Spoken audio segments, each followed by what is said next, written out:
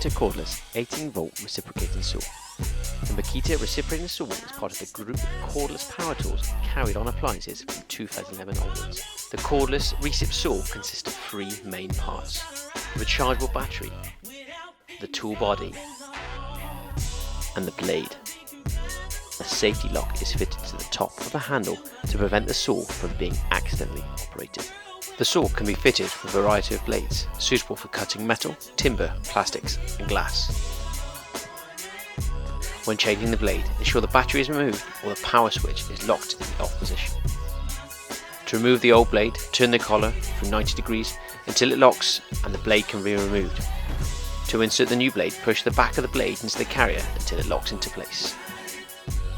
The batteries can be recharged on the appliance using one of the built-in air-cooled chargers. When using the saw, ensure you're wearing full fire kit, using eye protection, using safety gloves, and also suitable respiratory protection. Right, let's see this saw in action. If I have to change the things I would do to you when your body